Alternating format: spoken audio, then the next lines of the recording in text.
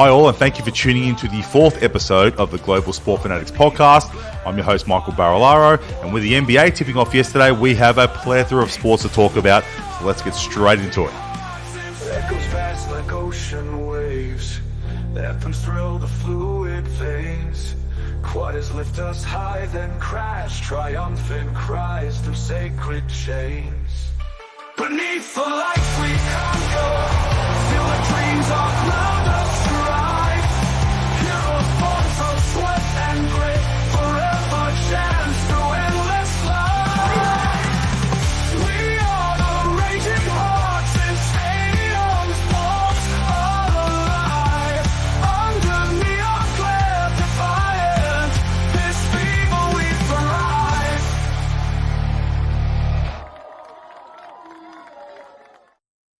Cold wind, biting whispers, victory within our grasp. Okay, guys, to open up episode 4 today, we're going to be speaking about the NBA, which I feel is appropriate because it tipped off yesterday in fantastic style, by the way. If anyone didn't watch it, you're missing out. Look, I love my NBA. The postseason of the baseball is coming to an end with the World Series commencing Friday in America, Saturday our time, so that won't last more than a week. So the NBA is very important to me because with the NBA and the NFL, that is what holds me over to the next season. In Australia, we rely on a lot of cricket and a lot of tennis. Cricket is not what it used to be. So if you get yourself into the NBA, you get yourself into the NFL, you're going to find a pretty seamless period going over to next season. And by the time March rolls around, you're ready to go and you want to see some rugby league again. But for now, we're going to discuss the NBA, which started yesterday. Look, two very entertaining games. In terms of quality, you know, it's the first game of the season, so you've got to give a little bit. But the Boston Celtics, man, oh man. I mean, I know they're the defending champions. We shouldn't expect anything less. You had the banner being hung for winning the championship last year. But I thought the Knicks would actually go in there and do a job. I thought the Knicks would go in there and just a bit of a bold restoration plan and just take the Celtics out of their element, try to embarrass them in front of their home fans. Well, it was anything but. This was a blowout from the start to the finish. It ended up 132-109. That doesn't actually justify how dominant the Celtics were. 29 three-pointers. It was reported this morning on Australian radio, 19 three-pointers. They've got no idea about basketball. But 29 three-pointers. And what's really ironic is that was in the third quarter. So they missed their last 13 attempts to officially break the record. But 29 ties the all-time record. It's a different game. Now, when you say the all-time record, well, there wasn't a three-point shot for how many decades? And then once there was a three-point shot, it wasn't that prominent, but, you know, players didn't base themselves around the three-point line. Even as far as Jordan's period, you know, it wasn't really a prominent shot in the game. So, you know, it's not one of the greatest records you're ever gonna hold, but it's a record nonetheless. And 29 three-pointers. That's just almost 90 points scored in three-pointers. It's incredible. 37 points for Jason Tatum. You know, McBride was top for the Yankees on 22. It wasn't a game that reached any great heights because it was just dominated. There's a few people talking about they're worried about the New York Knicks. That's game one. I mean, it's hard to say. It's an 82-game season. You can't be judging your season off the opening night. But I think a lot of people are just assuming that they should have come with a little bit more enthusiasm. It felt like they were out enthused, which is weird. When you're playing the champions, you should have all the incentive. You should have all the incentive to attack them with everything you've got. They had a little bit of a new lineup, obviously, with Karl Anthony Towns coming to the franchise. But he ended up defending a lot on the perimeter, which was weird. I don't know whether that is a smart option, particularly when you've got Jason Tatum and Jaylen Brown on the wings. I don't know whether you want Karl Anthony Towns defending on the perimeter. He's a genuine big man. He should be rim protecting. That's where he should be. But the Boston Celtics, they're an unusual team because they don't hold the ball. They don't play in isolation. Within 3-4 seconds, the ball's gone. That's the longest anyone. If Jason Tatum gets the ball, 3-4 seconds, the ball's gone. He just moves it all the time. They're hard to defend. They've got so many weapons.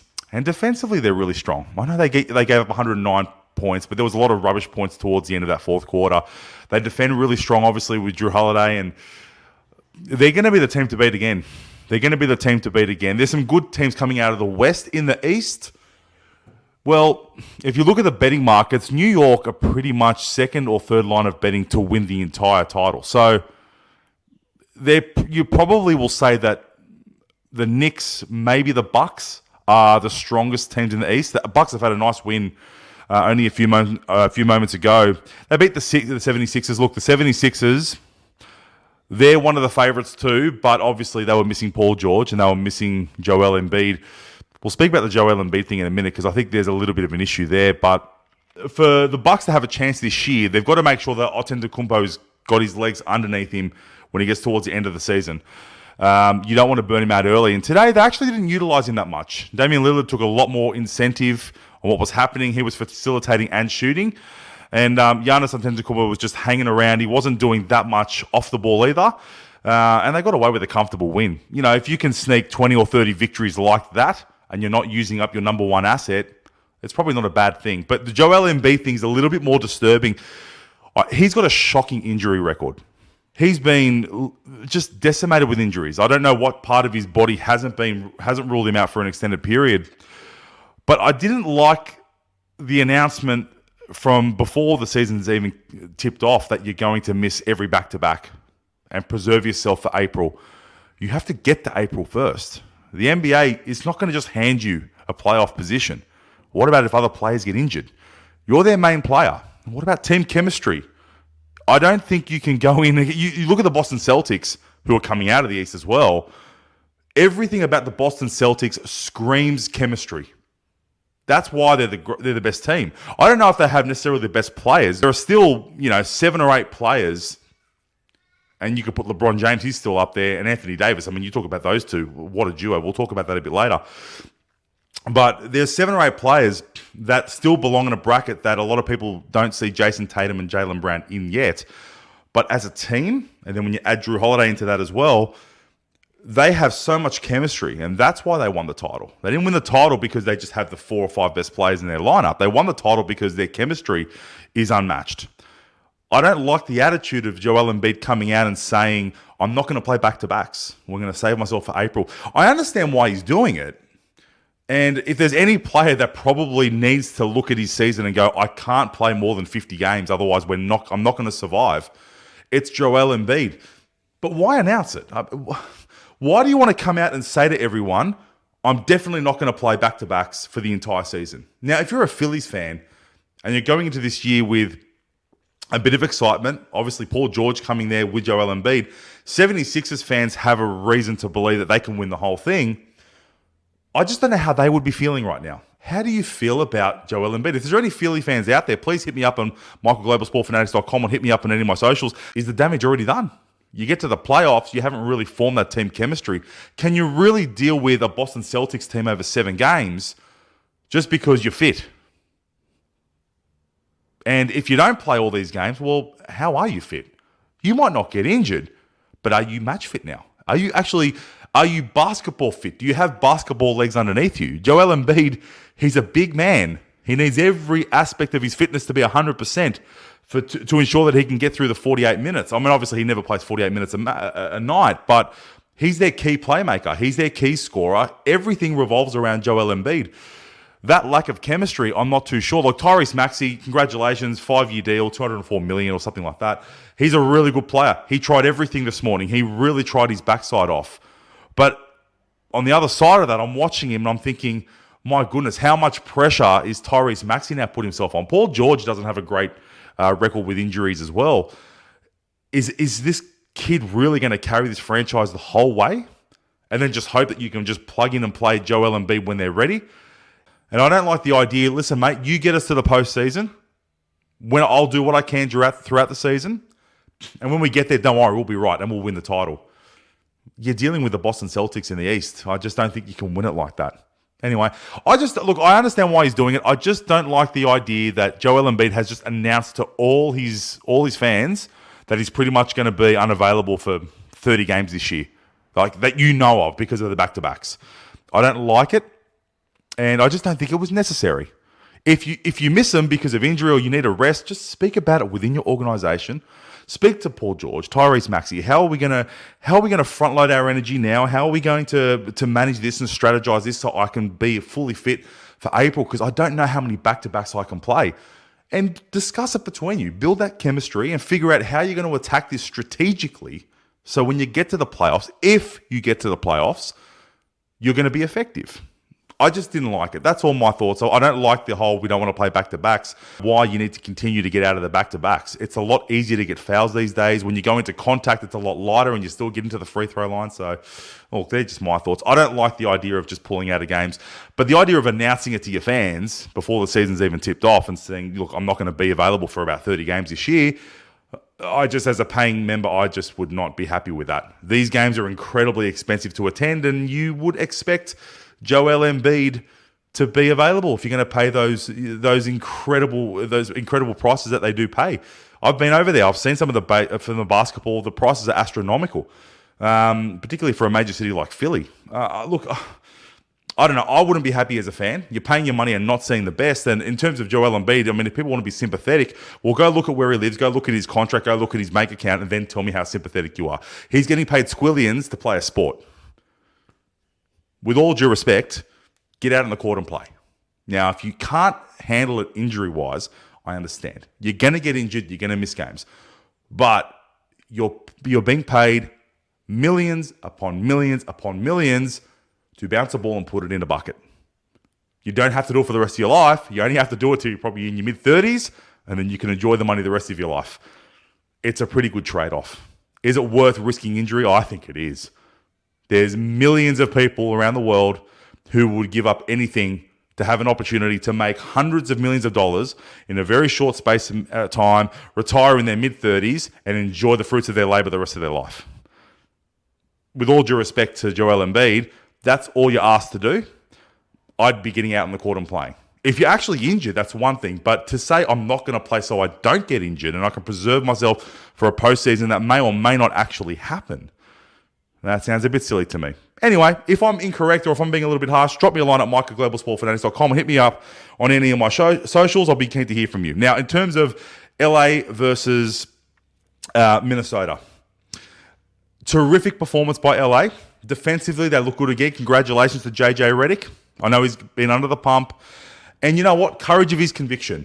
He actually played Bronny James. It wasn't a long time, probably about 3, maybe 4 minutes. He didn't score any points, but I've got to tell you, he looked okay. He looked okay. He looked very small on the court. It was a bit of men versus boys. But you know what? He didn't score any points. It was close. There was some that were just hanging on the rim and they just wouldn't drop. But as an on-ball defensive disruptor, he did okay. There was one key shot that Anthony Edwards, who's one of the best players in the league, some may say he is the best player in the league at the moment, couldn't get away because Bronny James just wouldn't leave him alone on the perimeter, went for the shot, jumped up, got in his grill, and he bricked it. I mean, that's not a huge sample size, but Bronny James, you're taking on Anthony Edwards. He goes for a shot. You know, people all the time you hear, you can't guard me, you can't guard me. Well, on that occasion, Bronny James guarded Anthony Edwards. That's pretty good. That's pretty good. You know what I mean? So good luck to the kid. It was great to see him, particularly after his cardiac arrest that he had a year ago. That was awful. Congratulations to LeBron James. And LeBron James, what a marvel. He's not a great player for 40. He's just a great player. You can leave the part that he's turning 40 in a few months. Leave that out. A dominant force. Yesterday, I haven't seen, I think it's 16-4-4. I can go back now and have a quick look. I think it was 16-4-4. But that's still a pretty good stat line. But his presence on the court, his vision, and how he opens it up from a point of view of facilitation, he's brilliant. He is a brilliant player. Absolutely brilliant. But what I loved mostly about the Lakers yesterday, look, at the end of the day, for the Lakers to win a title with LeBron James, and they can this year, look, I don't know, but they can do it. LeBron James can't be the Batman of the team. Anthony Davis has to step up and be the Batman. He's always been the Robin. He needs to be the Batman. And I'm just going to try to find the game here. His stat line yesterday, you talk about Batman, mate, he was elite. One of the best two-way performances I've ever seen. I think it was 36-16-5. But his blocks, his steals, his rim protection was unbelievable. It just felt like you couldn't stop him. And he was everywhere. He played big minutes. If Anthony Davis is going to be the Batman of the LA Lakers, LeBron James will never be the Robin. You've got two Batmans. But if LeBron James is very, very cerebral, he will understand his role within the team. And if his role is just to facilitate what's happening there and Anthony Davis can control it, if Anthony Davis can dominate it while LeBron James controls it, they have a chance of winning it. Yeah, Jackson Hayes looked absolutely outstanding yesterday. Austin Reeves looked outstanding. D'Lo had some moments as well. If LeBron James can play 30, 35 minutes a night, if he plays 30 minutes a night, if he can have 18 minutes off a night, play 30 minutes, and they can continue to win. If Anthony Davis is dominating in the paint, he's dominating on the rebounds, crushing the boards, if he's doing everything that he has to do and stays injury-free, and that will be the biggest question mark on Anthony Davis. Can he actually stay healthy? The Lakers are every chance of winning this. Every chance. You give me 7 games in a postseason, you give me Anthony Davis playing at this level with LeBron James looking that fit, and you've got the pieces like, Hachimura. I didn't mention Hachimura. He actually started the game, and he was fantastic. He set the tone for what was to come. But you've got Hachimura, you've got Jackson Hayes coming off the bench, you've got Austin Reeves. You add that to Anthony Davis and LeBron James, there's no reason why the Lakers can't win the title. Because defensively, they're very good. They don't concede 100 points very often. Minnesota ended up on 103, but it was a hard slog. They really locked down in the paint. They were hard to beat. Their on-ball defense was fantastic. When they get out and they play in transition at the speed they do, they're hard to break down. LeBron James still can't be stopped when he goes to the rim. 16-4-4. That's LeBron James just having an average night, just a rest night. Let's just get the job done. And he's still got 16-4-4, which for a lot of players, that's a fantastic stat line. He just does that because it's Tuesday. He's just brilliant. He's absolutely brilliant. Love what I see from the Lakers. And I've got huge raps on JJ Redick as a former player. Someone who can lead his organization to a title. Look, I don't really know, but he seems to have the demeanor. He seems to have the respect of Anthony Davis and LeBron James. That was a performance where they respect their coach. They respect their coach. They respect what's happening. I know there was a push for LeBron James to get JJ Redick into the team as a coach. He's got it, and it looks like they're excited. And so LA fans, I think you should be excited about what you're seeing. Fingers crossed that Anthony Davis can stay fit because I want to see more of that. I want to see more of it. I thought it was absolutely terrific. Look, NBA, again, this is a weekly podcast, which means that there's going to be a lot of material to cover every week because it's an everyday sport. So I just have to look at the strike points. There's going to be a lot of talk about the Lakers, obviously, because LeBron James is an animal. Him and his son, it's a great story. Boston Celtics are fantastic. There's a few other clubs or a few other franchises. I keep saying clubs. I'm a rugby league person. I should be saying franchises when I'm dealing with American sports. That's the NBA for now, and we'll talk about it next week. So on to the next topic.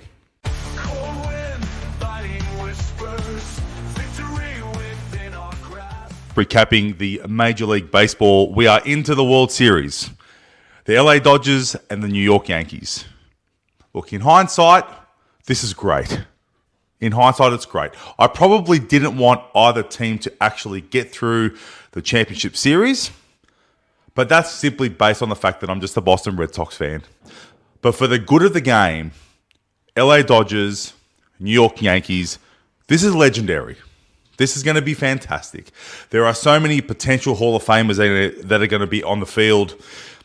I can't wait till... Well, it's Saturday our time. In America, it's Friday, 8 p.m.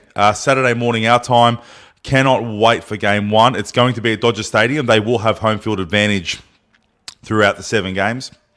Look, it's hard to pick. The bookies can't split them. They've got LA a slight favourite at $1.78. I think that's probably right. It's a tough one to call because the Yankees, look, they're littered with players that can simply hit the ball out of the park.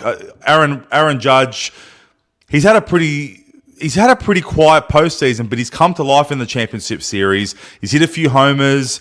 If Aaron Judge is seeing the ball, he can make anything happen. Anytime he steps up to the plate, he's a chance. Mookie Betts is a huge thing. Juan Soto, the play of Juan Soto that put him into to this World Series. That was such a big grand slam. It was such a big moment in the series. It's such a big moment in the season for a 25-year-old. He's on a huge contract, and he just deserves every cent of it. Because baseball, it is hard to consistently, day in, day out, night in, night out, come out with huge plays. It's just a hard sport. You're trying to deal with pitchers. These major league arms are incredible. it's just the quality of these pitches are so outstanding that it is hard to come up with these big moments. But in baseball, it's less is more. And that moment of Juan Soto to hit that grand slam and put 4 runs on the board for the Yankees to put him into the World Series, it was a magical moment. Obviously, I would love to have seen Cleveland get there. I know Cleveland Guardians fans have been starved for success for many, many, many years. Outside what happened with LeBron James and the Cleveland Cavaliers, it is a sporting city that has lacked success for such a long time. And the Cleveland Guardians have provided some hope the last decade. They can't seem to get there. They almost got there against the Cubs a few years back, and it was great to see the Cubs get up, but then you've now got this Cleveland, well, I shouldn't say Cleveland Indians because they're not Cleveland Indians anymore, but this Cleveland Guardians thing just hanging out there where now that you're looking at 70 plus years, and I think 1948 is the last time they won a World Series. So it would have been great to have seen them in there. But for theatre, it's not like the Yankees have been that successful for a while. It's been a while since they've been at this stage. To see the Yankees and the money that organisation spends on their squad, it is deserved.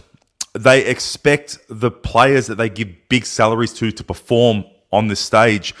And when they needed to, it always felt like they were just ahead of the Royals and just ahead of the Guardians. They always seemed to have this little bit of class that they could just tap into, but they had to still make it happen. And that's the thing. You know, Juan Soto is incredibly talented, but he had to make it count when it mattered. It's no good to just be talented. You've got to hit when the championship series is on the line, and he did. It was a wonderful moment.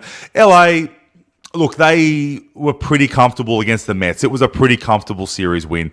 The Mets did have their moments, pardon me, but the Dodgers were in complete control. And every game the Dodgers won didn't really go down to the wire.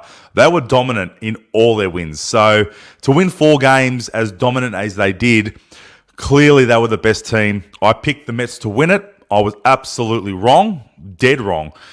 They were fantastic, the Dodgers. They seem to be a team that, strategically they deserve to be favourites, but there's just some brilliance on the other side of the ball with the New York Yankees that they need to be wary of. You've got Giancarlo Stanton, who just seems to understand how to hit home runs in the postseason, which is great.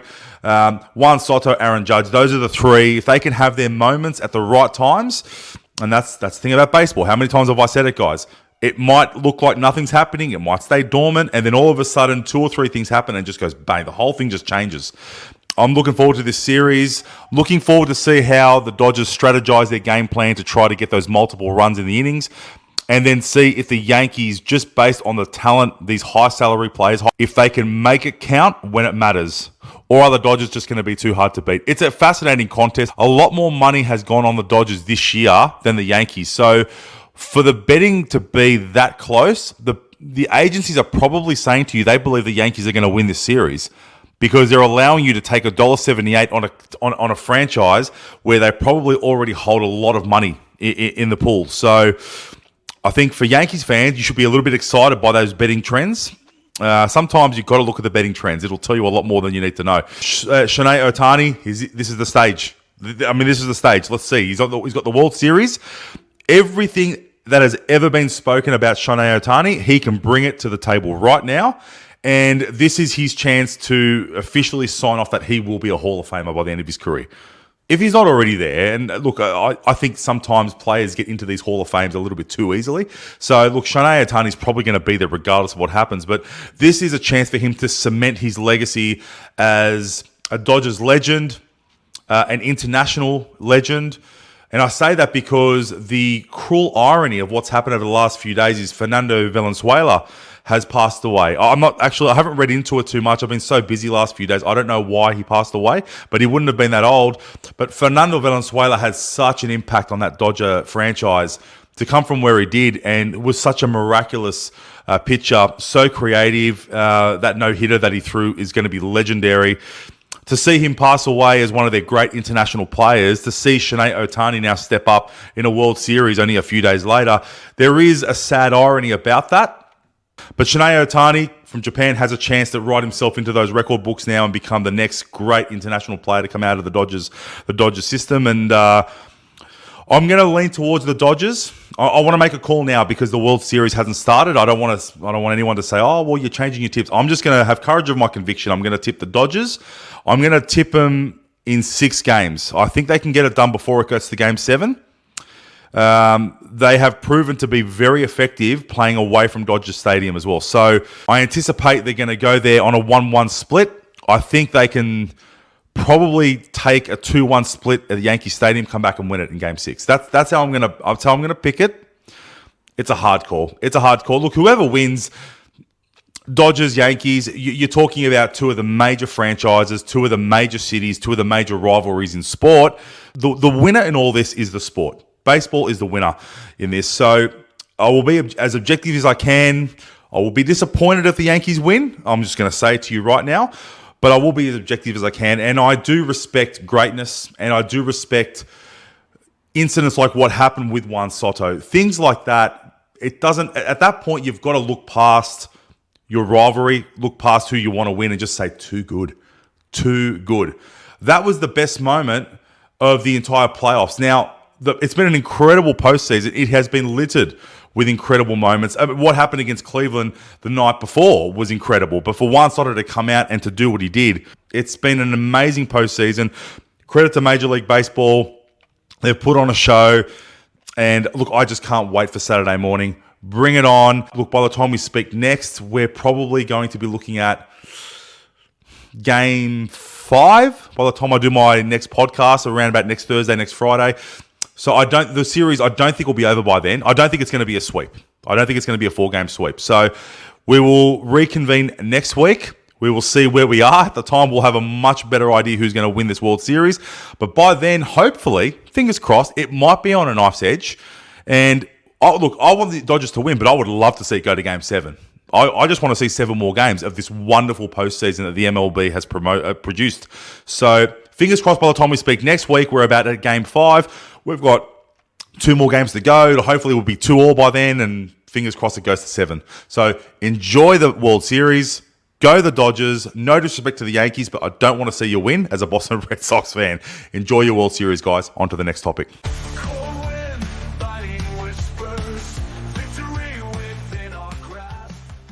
Okay, guys, now we're going to go into the fight game. I'm going to put both boxing and MMA into this segment. We've got a great UFC card, UFC 308 this Sunday. But we do need to address the unfortunate events of last Sunday. Tszyu. I'm still coming to grips with what I saw. Very brokenhearted. I love the kid. I think he's great. But I also think his career could be done. What I saw last Sunday was not good. It's not even a matter of,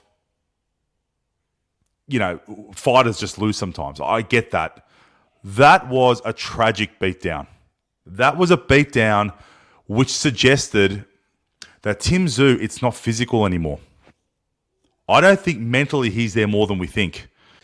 But there was a frightful moment in round 1 where Tszyu, it didn't look like Backroom actually made any contact with Tim, but maybe he just grazed the top of his forehead. I'm not too sure. But for Tszyu to just stop mid-round and to start to check his forehead with his glove and check his glove and then go back again and check his glove. And when he saw there was no blood, he's like, okay. And Backroom, Murtaza Ali, he actually respected what Tim was doing. He looked a bit confused. He could have just gone after him. He didn't. He went, okay, well, he's obviously struggling with something here. And Tszyu gave his glove and said, okay, now we're good. But my goodness, what is that saying? That's PTSD. That's PTSD, guys. He was not mentally more there than we thought. There's something going on there with Tim. And in his recuperation and recovery of the last fight with Sebastian Fundora, one thing he probably never considered, and I'm not blaming him for this, I'm not blaming his team, he may not have considered therapy. How can a fighter go into a bout thinking like that? There was no heavy shot, nothing. I've gone back and I've watched it. I can't really see whether Backroom actually made contact with his forehead. He must have. He must have grazed it or must have felt it. But for Tim to have that reaction scared the living bejesus out of me. And at that point, my heart stopped because I knew the race. I knew that the fight was over. The fight was over at that point. And then what we saw for the next 2.5 rounds. I'm not really sure tactically what the family was thinking. Whether the instructions were, Tim, go out there and finish this ASAP. Let's just get another one under our belt, get that winning feeling, and get out of the ring. I don't know.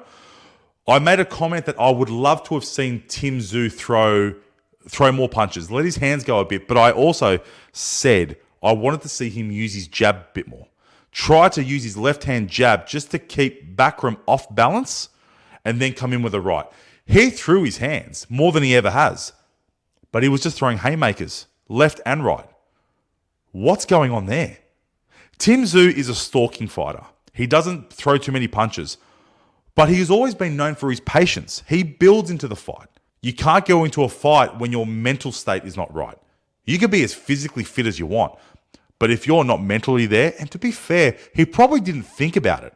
It's probably not something he realized until he got in the ring. And Murtazaev murdered him. That round 2 was really, really scary. It was hard to watch.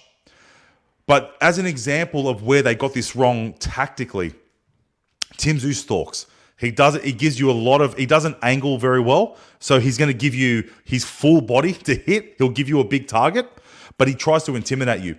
When he went in and Murtazaev got him on the counter and knocked him down that first time, at that point, plan B has to come into it. Your job now, you've just been hit. It was a good shot. It wasn't a fluke. He would have been dazed. His head would have been spinning. Okay, get on the back foot, move, allow him to come at you. If he wants to come at you, fine, but stay away from him. You've got 1.5 minutes to get through here. Get away from his punches. Just try to get to your corner. Get your head right. Get some water. Do whatever you have to do. Tszyu gets up and goes straight back at Backram. He goes straight back to stalking him. And Backram's like, all right, and drops him again. And after the second drop, okay, now you've got to use your legs. Keep your legs moving, Tim. Get away from him. You've got 40 seconds to go. Just get to your corner. And he goes after him again. And Backram says, fine, get this into you. Bang, drops him 3 times in the 1 round. 3 times. Where's your plan B? Where's your contingency? What is your corner teaching you here? Okay, you want to stalk, but you just got your backside knocked out 3 times in 1 round. I can't imagine what those surplus blows to the head would have done. You're sitting down in the corner. I can't believe he came out for round 3. Well, I can because he's gutsy. He's a warrior. I get that. But my goodness. And then he comes out for round 3. No change of tactic. He just goes straight in again. And what was so frustrating is because he wasn't using his jab. He would come with the right, then he'd swing a left. And Backram, as a counter puncher, was just waiting for that left hand. And as soon as Tszyu went with the left hand, his right hand drops. So he's not really set up for that. Tactically and technically, Tszyu, the ability to throw your right and then throw right, left, right, he's not set up for that. He hasn't been shown how to do it properly because every time he was throwing his left as a haymaker, not as a jab, as a haymaker, he would drop his right hand. He wasn't defending his face with his right hand. If you're going to throw your right, once you throw your left, you've got to have your right up here in case the counter comes. The knockdowns all came from that. As soon as the left hand was thrown, Backram just came across and just bang. He was waiting for the left hand punch. As soon as Tszyu started moving his left hand shoulder, Backram came over the top, bang, dropped him. That means that, look, these Russian fighters, Russians, even as kids, they are born chess players. They love chess games. Backram is a counterpuncher. He allowed Tim to come to him. Tim did not stand side on. He was a massive moving target. And Backram just waited for his opportunity. He waited and Tim would throw the right. As soon as Tim started to throw the left, Backram would come in and go bang. A fantastic tactical fight from a great crew. Russian fighting is so underrated. So underrated. But Tszyu had no plan B, no contingency, and he's been knocked out He got up for the fourth time. It's incredible. And the look in his eye, the referee, you could tell the referee did not want to stop the fight because he was the marquee of the night. He didn't want to stop him. He wanted to give every chance. But Tszyu, he had a look in his eye. It was pure fear. The heart that he's got didn't allow him to say to the referee, I'm done. He kept saying, I'm good, nodding. But the eyes, look at the eyes. There was so much fear in those eyes. And the message he was sending to the referee is, I'm good to go, but you need to stop this fight. I'm gonna get killed. I'm gonna get killed. You could see it in his eyes. He wanted no part of that fight. But his heart kept saying, yes, I'll take more. Take more of what? Man, it broke my heart. It really did. I've got nothing against Backroom. Murtazaliev now is a contender at that 154, and he's now no joke. Tszyu went into this as a $1.16 favourite. But we all underestimated what was Tszyu's mentality going into this fight. And maybe Tim didn't even know the answer. I believe his career's over unless, and this is the caveat here, Tszyu has to make a massive decision. He needs to get away from his family. He needs to pack up his things. He needs to go over to America. He could even go to Russia. He speaks fluent Russian, apparently. But if I was him, I would go to America, leave it all behind, start again. Hook up with some trainers that are dealing with Terence Crawford, who are dealing with Shakur, dealing with technical boxers, right? And just go there. They will be able to analyze you and say, what do you do well and what do you don't do well? Clearly, Tszyu's got punching power. He's got punching power at 154. He can hurt you at 154, but he's a moving target. He doesn't stay side on. He doesn't go on the back foot. He doesn't defend well. He leaves himself open to be hit. And when he throws his left, he leaves himself susceptible by dropping his right hand. And he doesn't throw a good jab. Tszyu does not have a great jab. The most powerful punch in a boxer's arsenal is the jab. If you can work the jab, you can win any fight. A great case in point, Virgil Ortiz, who was going to fight Tszyu. And the commission didn't allow it. Now the commission looks like prophets compared to what we were all saying. But the last fight Virgil Ortiz was involved in, he was 21-0 going into the fight. Or he might have been 20-0. Anyway, the point is he was undefeated and he had 20 knockouts to go with his 20 wins. Whether it was 21 or 20. But they were all knockouts. He never went the distance.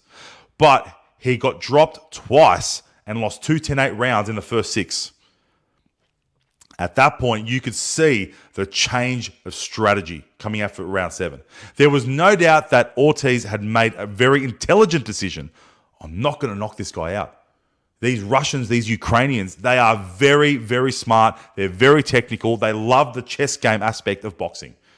And they're tough. They're tough. You think getting raised in America, get raised on the streets in Russia. They're tough. Ukraine, even worse. Virgil Ortiz knew he had to change his tactics, and he did. All of a sudden, he wasn't coming straight ahead. He was changing his body angle. He wasn't leaving a big target to be hit. He was frustrating and now his opponent was getting frustrated because the counterattack tactics were no longer working. And what was he doing? He just went back to his jab. He just started left hand, left hand, left hand. And instead of winning the fight with a knockdown, he started winning rounds. And I counted that fight, and by the time we got to round 10, or maybe round 11. By the time we got to round 11, I looked at my scorecards. I know I'm not a judge, but I know my boxing. And I'm like, I've got it dead even. Virgil Ortiz had managed to overcome 2 10-8 rounds and get the fight back on even keel, which meant it all came down to that last round. And it was a tough decision. I just had Ortiz winning that last round for a 115-113 victory. I actually think they got it right. But if you wanted to score that fight a draw, total respect for his opposition. Fantastic performance. But the point is, when you have an ironed-on, rusted technique of how you're going to fight, that's great. But what if your opponent is able to counter you? You've got to have a plan B. I didn't know Ortiz had a jab. I didn't know he could start to actually box his way out of jail. But he did. Now I know that Ortiz is a legitimate contender against anyone. Now you're talking about a fighter who absolutely will end up in the Hall of Fame one day. Because for him to be able to knock you out, which he can, but then if it's not working, he can now go back and work his jab and actually change the tactics, change the philosophy of the fight, confuse his opponent, frustrate his opponent, now I'm like, that's a champion. That is a champion. Tim Tszyu, unfortunately, doesn't have it. And my fear is he's not going to have it if he stays with his current... I've got no issues with his family. His family is legendary. But the issues I see with Tim, I see with Nikita. I see the same issues. Nikita is not ready for a title fight. He won his last fight against Mizudia. That's fine. But I think Mizudia is a good fighter. But I thought he had Tim. I thought he had Nikita. Nikita has got fierce, ferocious knockout power. And I credit him for that. And it got him out of jail that night. But my goodness, when he takes on the next level of fighters, particularly if he wants to go to America, he's going to get murdered. He's not half the fighter his brother is, but I see the same deficiencies in both. And I just think there are people out there that can just change the way you're thinking. Because sometimes you can get too comfortable in a situation. At the moment, I've got some, like Jamie Pandaram. Look, Jamie Pandaram is a fantastic journalist. His expertise, rugby union. And he's written this great article about not to bag Tim Tszyu. He's going after the biggest fights, this and that. But he's missing one fundamental issue here, which is, what is Tim Tszyu going to do about his deficiencies that are clearly not holding up on the world stage? And two, how is he addressing his mental state? His mental state is now the biggest problem. Volkanovski's come out and supported Tim Tszyu. Look, UFC is a little bit different. UFC, you get knocked out, you go to the bottom, you work your way up. But boxing, the fights, they're so far apart. The prize money is so big. And if you want to get the big money fights, you've got to keep winning. They're saying don't give up on Tim Tszyu, but with all due respect on what we've seen, what is the motivation? What is the incentive for these big promoters? What's the incentive for Turki Al-Sheikh right now, who's already had demeaning comments about Tim Tszyu, to say to Terence Crawford, if you want Tim Tszyu, let's make this happen? Why would he do that? Who's going to pay for that? At the moment, it is a very one-sided fight. No one's going to want to pay to watch it. Tim Tszyu needs to get his reputation back. It can be done. Daniel Dubois is a great example. When people were talking rubbish about him, they thought he gave up on fights. Now he looks elite. He could beat any of the heavyweights. I don't think he can beat Usyk, but I would love to see that rematch now. Can he beat Tyson Fury? I don't know. I think he probably can. Because he embarrassed Anthony Joshua. Not beat him. Embarrassed Anthony Joshua. That is as convincing a win as I've ever seen. Tim Tszyu needs to get his head right. He needs to change his strategy. And if it takes him 2 or 3 years to do it, then come back. Fighters in their early to mid-30s have shown they can come back and dominate. Alexander Usyk's 37. His career didn't really take off till he was in his 30s. So it can happen. He's still a young man. But now, that is the lesson he needed. This is the best thing that ever happened to him if he decides to change it up. If he wants to just continue doing the same thing he's doing, it's finished. His career's finished. Which guts me to say. I loved his father as a fighter. One of my best mates is a very good friend of his father. But this guts me to tears. Go overseas, deal with these American trainers, and get yourself back on that circuit. If you can change your defense, how you're going to use your jab, get your jab where it needs to get to, your defense, your stance, try to come up with some contingencies, not just have a stalking plan A, come up with a plan B, not be a moving target, get more side on, shrink that target so no one can actually hit you at will. And I think Tim Tszyu has the punching power and the heart, the warrior-like heart, to become a champion again one day. I think the Terence Crawford thing is now long gone because Terence Crawford, I don't know how many fights he has left at his age, but the next crop coming through, which is Ortiz, and there are a few others there as well. First of all, this rematch with Murtazalev, it's got to happen. It just can't happen in the next 2-3 months. Tim, I wish you the best. I'm always going to support you, but you need to look after yourself. If you're not willing to make that change, you need to stop fighting, right? You've got more to offer this world than to get your head beaten in, okay? Don't do it to yourself. Now, UFC. 2 really good fights on UFC 308. As an Aussie, we're going to all be supporting Rob Whittaker, but he has got an absolute uphill climb. I just don't know whether or not Rob Whittaker can actually deal with his ground game. And look, very simple. Rob Whittaker has to stay on his feet in this fight. He cannot allow Chimaev to get him. He can't put him on the ground. If he gets him on the ground, it's finished. He won't get up anymore. He's going to lose by submission. Rob Whittaker has to stay on his feet. He's got to use his legs. He's got to try to chomp at Chimaev's legs when he comes forward, try to keep him off balance. And Rob Whittaker, we know he's got the striking power. You know, if he can land one on Chimaev and knock him down, it might only be one quick knockdown, and he can jump on and just keep hitting him. Just got to be careful that if you do knock him down and you go in for the kill, if Chimaev is not completely gone and he grabs you and gets you on the floor, he can beat you that way too. But he's a very tough opponent. Look, I can't see Rob winning this fight. It kills me to say that, but I can't see it. I would love to. If he wins this fight, then all of a sudden the Duplessis rematch has a lot more legs. A lot more legs. But Chimaev, he's a brilliant fighter. I can't see Rob Whittaker winning. I think he's about a $3.90 outsider. I think Chimaev is about $1.40. I haven't checked that, but I know he's a heavy, heavy favorite going into this fight. But Rob, we're from Australia. We wish you the best. We hope you get a job. Now, the other fight, look, Ilia Topuria, first time he's entered the ring after that devastating knockdown he landed on Alex Volkanovski. Again, broke all Australian hearts. But my goodness, stand-up fighter. He can hit as good as anyone. But Max Holloway, look, Max Holloway's been in the game for a real long time. I don't expect Holloway to win this fight. I think Topuria, I think he wins this fight. I think he wins at knockout. But Max Holloway can fight. He's got really accurate combinations. When he gets going and he can throw combinations, he can hit you 4 or 5 times and he can just come straight at you and he can connect on all of them. So Topuria needs to be careful of that because at this level, you don't want to be getting hit 4 or 5 times in a row. Max Holloway, he does have that ability to hit with accuracy in combinations. He also knows how to wrestle. He can win a submission as well.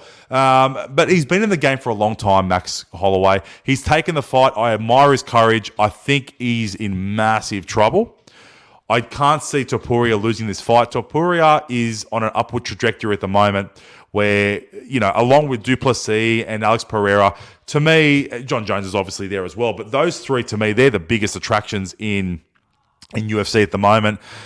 Look, this is a great card, okay? Oh, look, the other fights have got some pretty good ones. I'm not going to go into all the undercards, but these 2 fights for UFC 308, this is a fantastic occasion. Guys, go to main event, download it, get your KO, download it. You don't want to miss this. Topuria is at $1.40. So the bookies are giving Max Holloway a chance, and deservedly so. Again, good fighter. He's been around for a long time. He's had 7 losses. Topuria still undefeated. I think Topuria wins. I think he wins knockout. I think he'll win knockout by round 3. But it's a great fight. It's a fantastic occasion. So that is my take on Tszyu. That is my take on the UFC. On to the next topic.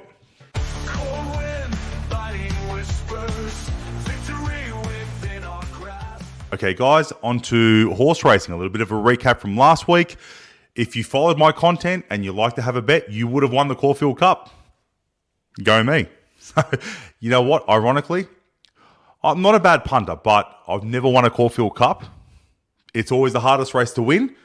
And my first prediction from a horse racing contingent on the podcast, I managed to get it right. So I'm pretty proud of myself. Duke the Cesar, if you had a few dollars on them at the $17 or at the $5 on a place, well done. I hope you enjoyed your winnings. Now, we're on to the Cox Plate.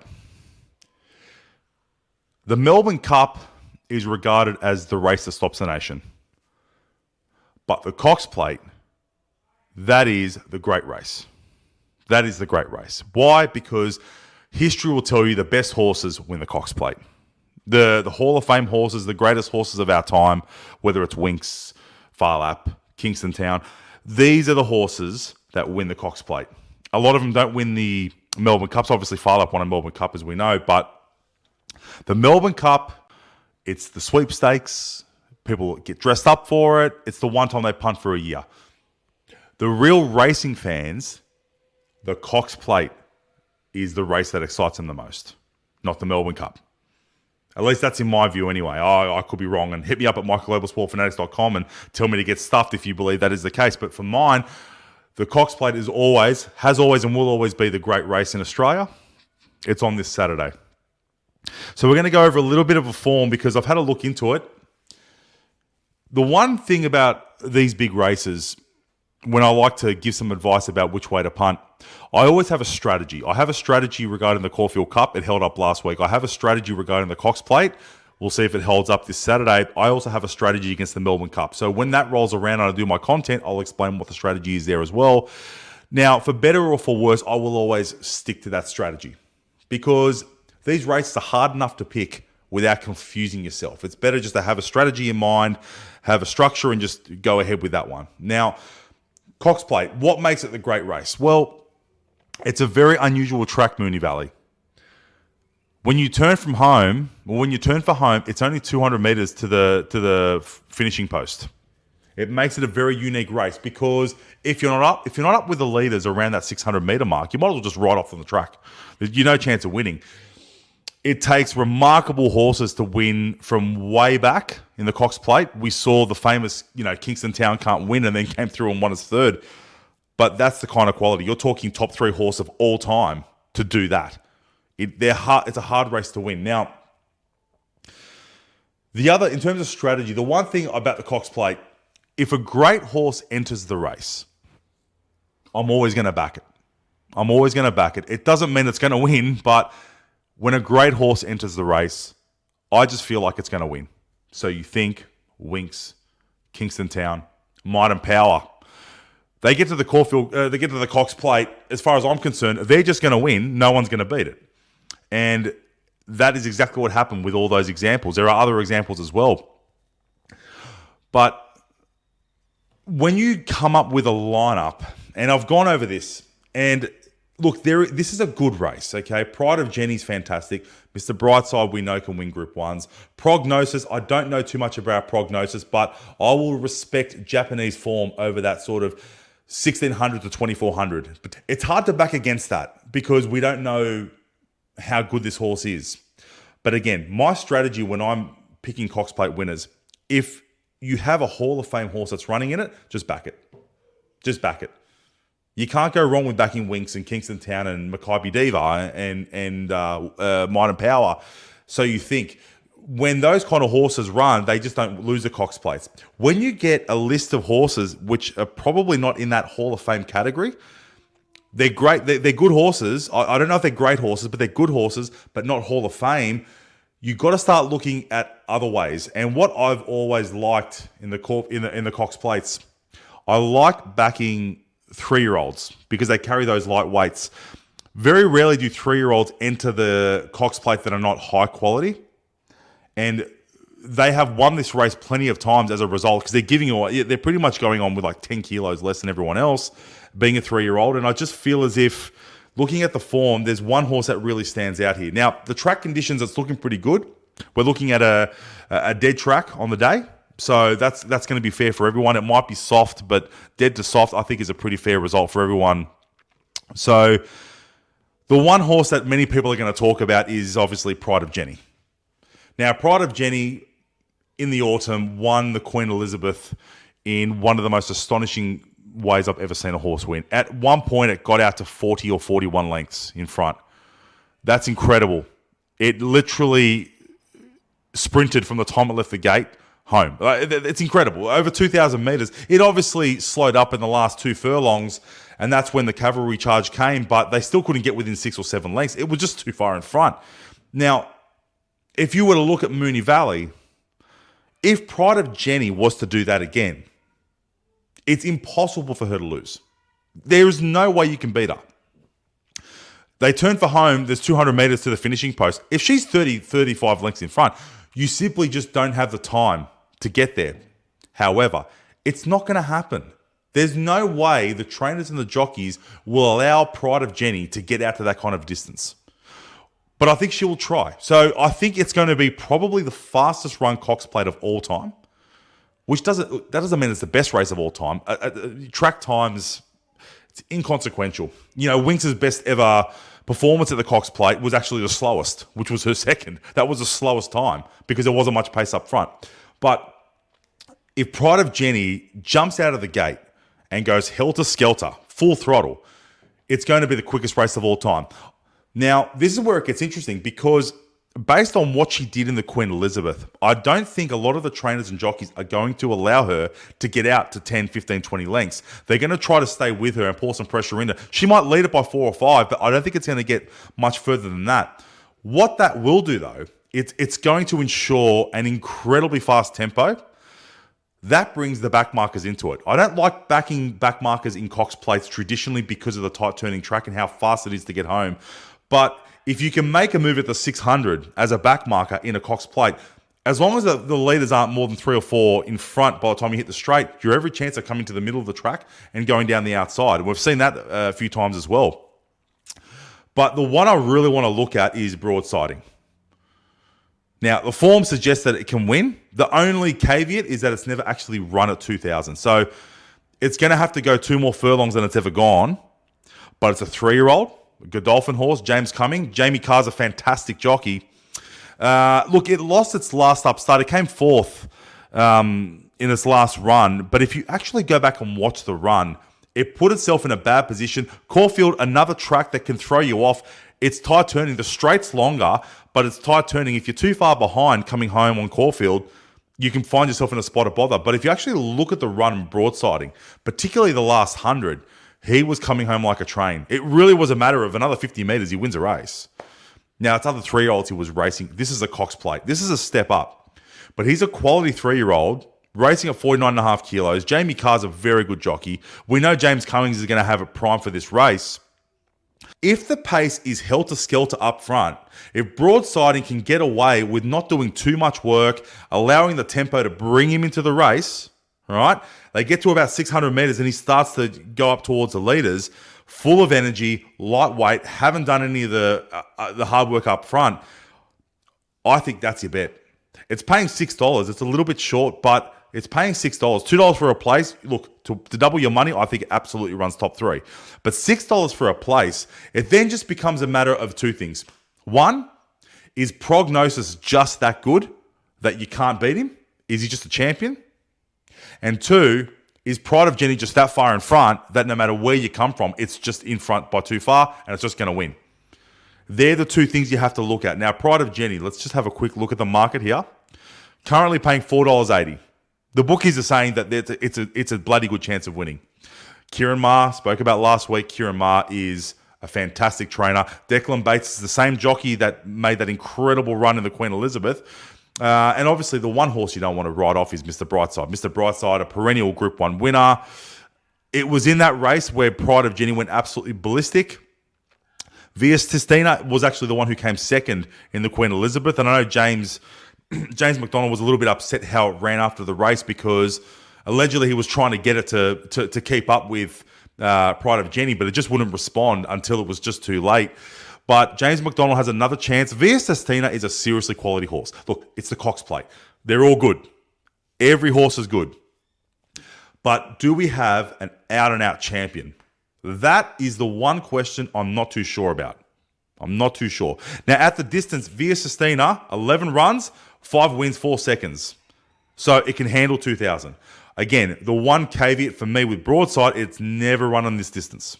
Never run. But as a 3-year-old in a Cox Plate, you got to run at the distance at some point. There's no reason why you can't win. And if it has more time to wind up, if you actually go back and you go to YouTube and you watch some of Broadsiding's highlights, it finishes like a train. It's got huge finishing speed. That is a horse that wants more distance. That's what it suggests. When they finish like that, it means that they can handle more distance. Do you know what I mean? If it's got 2 more furlongs to make up the difference on Pride of Jenny, it might just be enough. With the lightweight, with James Cumming having it perfectly prepped for this race, I like the 3-year-olds. So that's my strategy in the Cox Plate. If it's a great horse, I will always back the great horse. But if they're not great horses, I will look for the 3-year-olds who actually have a finishing speed. And then it's just a matter of, does the race map work for them? So again, just to rehash on that point, broadsiding being a bit more of a back marker, if it can get some cover, while Pride of Jenny is doing all the work up front, and some of the other horses like Prognosis, Mr. Brightside are going to try to maintain that speed to not allow it to get out 20, 30 lengths. It drags broadsiding into the race without having to do much work. Broadsiding then steps up, and then if you start your run on the outside, you get onto the straight 3, 4, 5 lengths from the leader. If you're highballing, you can run that. You can run the leaders down. And Pride of Jenny, the one thing about her is she's got a lot of guts. That she showed it in the King Charles on the weekend, where even though she looked like she was gone, she did kick. She looked like she was going to come back to the back, but she did kick, and she ended up holding on for second. But it wasn't like she kicked and exploded. She just managed to kick and maintain her position. It wasn't a kick and an explosion, which means that if someone's coming down the side and they've got a lot of momentum, They can overrun Pride of Jenny, absolutely. But again, the unknown thing for me is how good is this prognosis? It's just hard to judge. It's hard to judge, but the trainer is fantastic. Damian Lane's done this before on a Japanese horse in the Cox Plate. Bookies have no idea who's going to win it. Mr. Brightside is $8.50. That's actually quite an outsider when you consider you've got Prognosis at $3.80. You've got Via Sustina at $4. You've got Pride of Jenny, Broadsiding at $6. Evaporate at $20. But then you've got Pride of Jenny at $4.80. So it's rare that in a big race, 9 horses, the first 5 are in single digits in the betting. So the bookies, they're just laying everything. They're like, we don't know who's going to win. Bet whoever you want. We've got to cover ourselves. So 5 horses are in single digits in a 9-horse race for a Cox Plate. I think that tells you everything to know. The bookies don't even know. So guys, look, wherever way you go about this, it's each to your own. I'm just going to stick to my strategy. No Hall of Fame horses. Therefore, I'm going to look at the 3-year-olds carrying the lightweights and then based on the racing map, Broadsiding's racing style suits what Pride of Jenny's going to do in this race. But we'll have to wait for Saturday, guys. We'll have to wait for Saturdays. I haven't really looked at the Randwick form. There's another Group 1, the Moe and Shandon Stakes, over 2,000 metres at Randwick on the day. I haven't looked into it too much. Look, on Cox Plate Day, I don't really care too much of what's happening at Randwick. I just want to watch the Cox Plate. It's absorbing. I absolutely love the day. The amphitheatre of Moonee Valley. They've talked about rejigging the track. I hope to God they never do. I don't mind them redoing the grandstand, but if they're going to redo Moonee Valley and they take away that straight, the 200-metre, that tight turning straight, it will destroy the culture of the race. That's what makes it so great. It is a legitimate 2,000-metre race where you can't really switch off too much. You've got to be going pretty much from the time you release the gates to home. It's just a matter of how much energy you can conserve, and that's the reason why it is a race of champions. It is the best race in the Southern Hemisphere in my eyes. It is our best race, not the Melbourne Cup. The Cox Plate is your 8, 9, 10, 11, 12, 13, 14, 15 best horses in the Southern Hemisphere going for the 2,000-metre crown. And that's the reason why Winx has won 4 of them. Kingston Town's won 3 of them. Mine and Power's won it. Sunline's won 2 of them. Maccabi Diva's won them. So You Think's won 2 of them. The greatest horses of our lifetime win this race. And 90% of them don't even try to run in the Melbourne Cup. So that tells you everything you need to know. Cox Plate, this is our legendary race in my opinion. Not our biggest, but it's our best. On to the next. Cold wind, biting whispers, victory within our grasp. Today we're going to finish up with Rugby League. Usually I start, I'm going to finish it with Rugby League today. Quick recap of last week's results in the international games. Australia, too good for Tonga, 18-0. And Papua New Guinea, 22-10 over Fiji. Well done to both teams. Look, the Australian game, it pretty much went the way I thought. I didn't get the score right. I predicted it 32-10 when I thought the game would be very close the whole way and Australia might just get away towards the end. It's pretty much how it happened. It was 18-0, but it was 6-0 at halftime.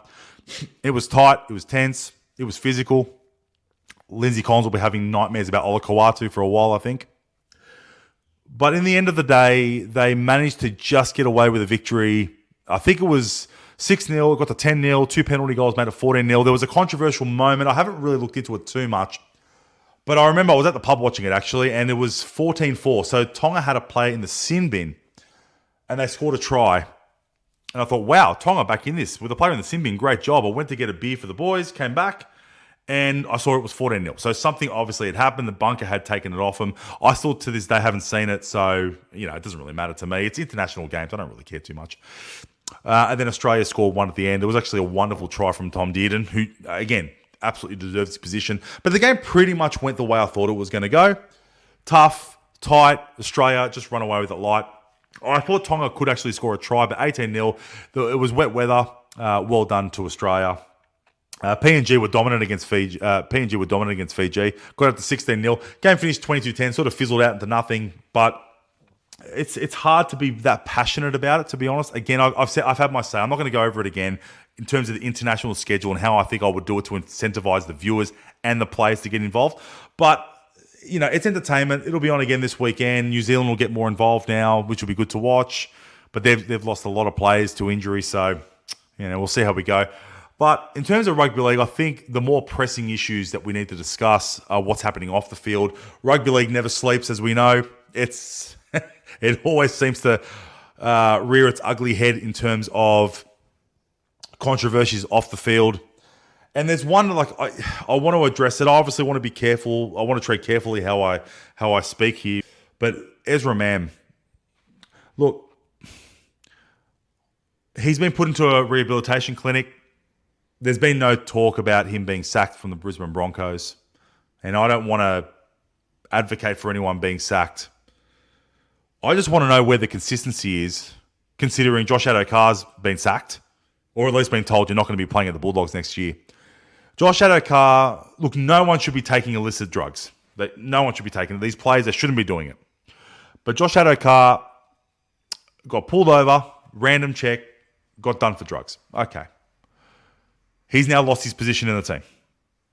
Ezra Mam got into a car, knowingly being unlicensed, created an accident, initiated an accident. It was his fault.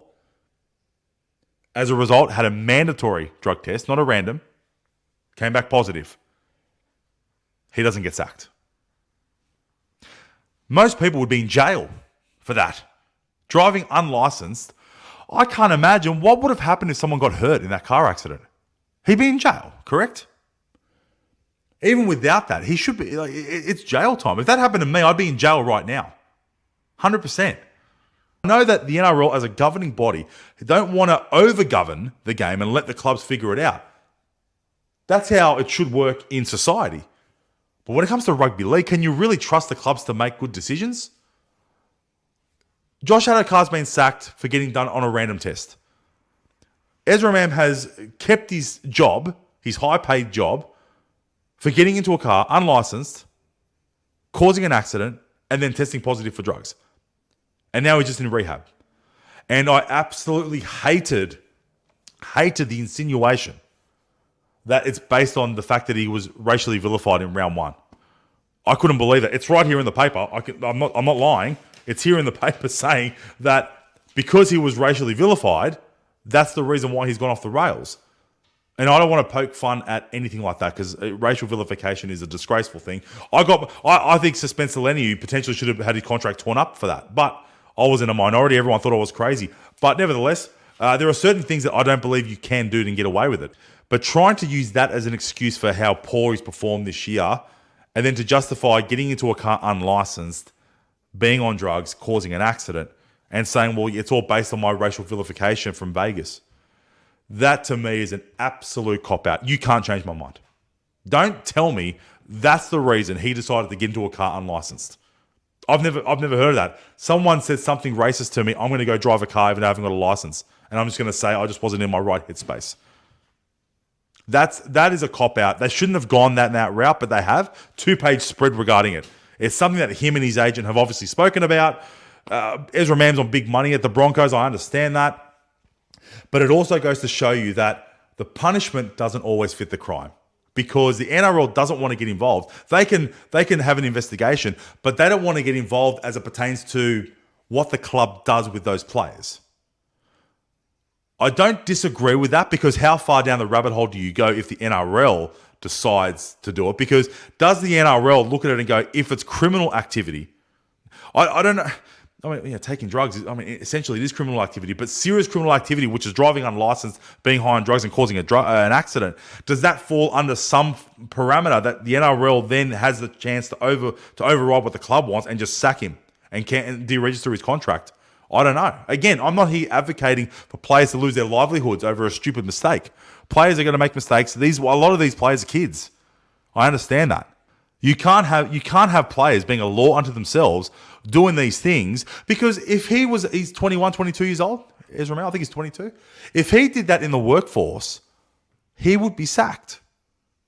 This is the part I don't understand. Why does he get a pass? Because if he did it in the workforce, if he worked for a bank and the bank says one of your employees was caught driving unlicensed, created an accident and was high on cocaine, or high on drugs, I don't know if it was cocaine, whatever it was. He was tested positive on his mandatory testing.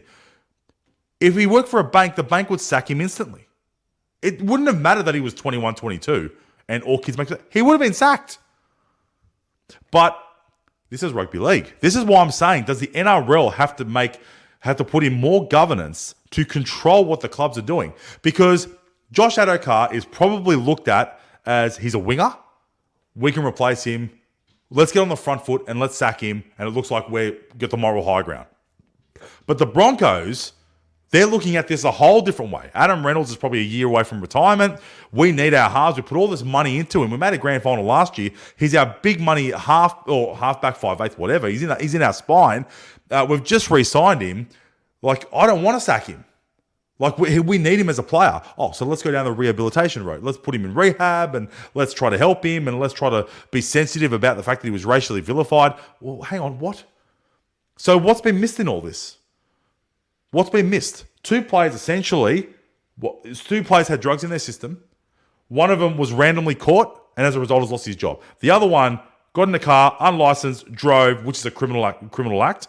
He then hit a car, it was his fault, and then got caught, and then mandatory drug testing came back positive, which is illegal. But he's okay to keep playing. That doesn't make sense to me. How can one get sacked and one of them just go to rehab? How is it? And I know, look, everyone like Corey Parker was coming out and saying the Broncos have a responsibility to this kid to not sack him, this and that. I didn't hear Corey Parker 5 weeks ago talk about Josh Adokar and protecting Josh Adokar. I didn't hear him. But Corey Parker has an agenda. He's a Broncos supporter. He's a Broncos fan. He's a Broncos ex-player. Legendary player, but he was an ex-player.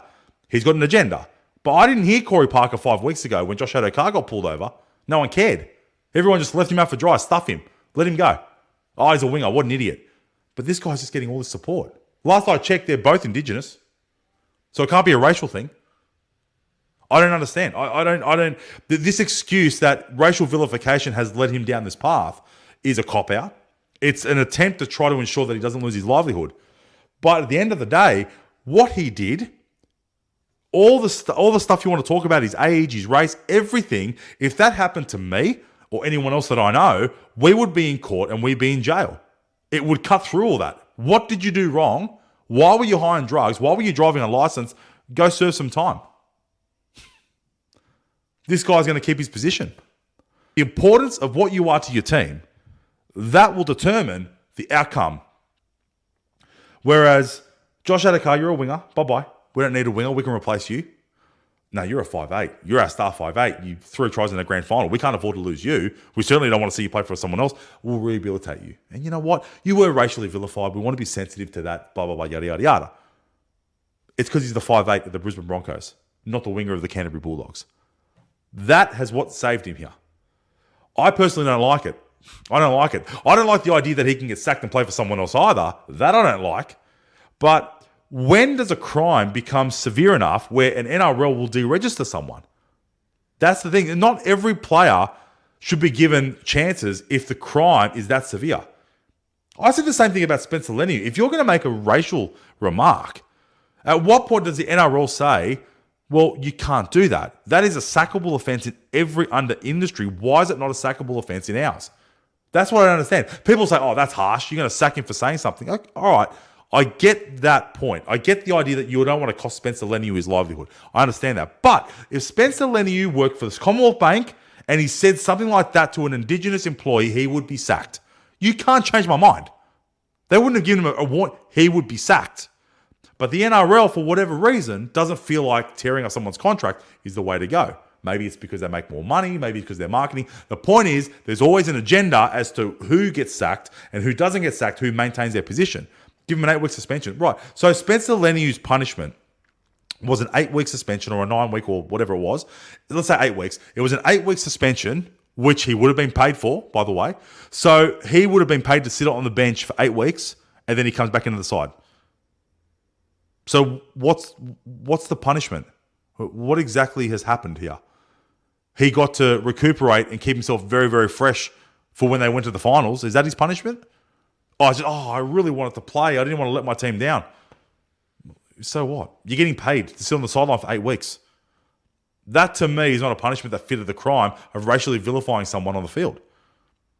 If it's at a point now where you can connect these two incidents and say his racial vilification was so harsh that this poor boy has gone down a downward spiral to the point where he's now doing this, driving unlicensed cars, getting on drugs and causing accidents, then that 8 weeks doesn't seem like much at all.